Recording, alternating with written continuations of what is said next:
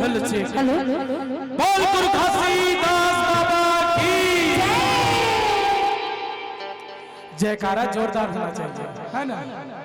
तभी तो मजा आती है जयकारा करे में।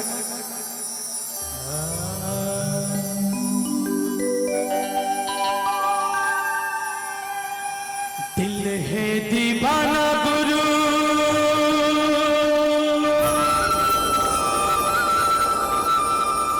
पंथी का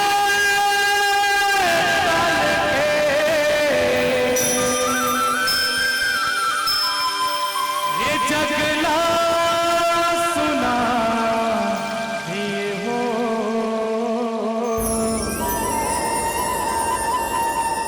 बाबा तोरे नाम के ये गिरपुरी धाम के दर्शन करा दिए हो। एक करा दिए हो दर्शन करा दिए हो।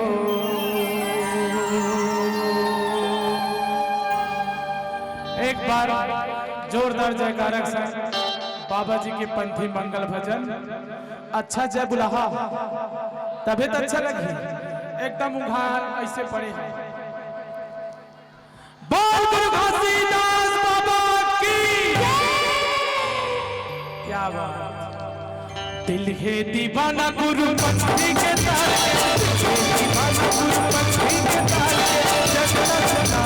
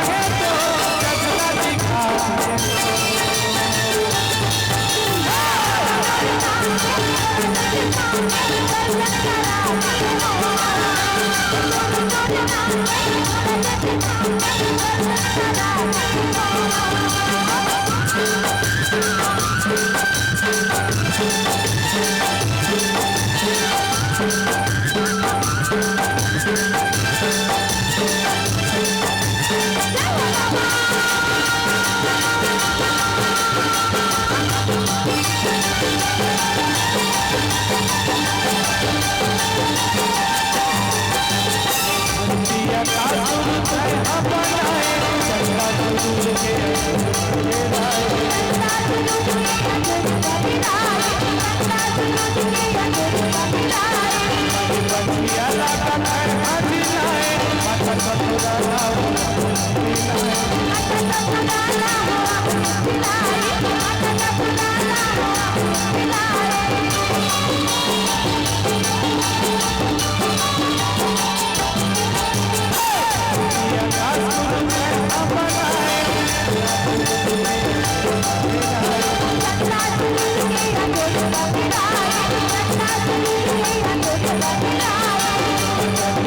दौलत है हराए सबके निकाले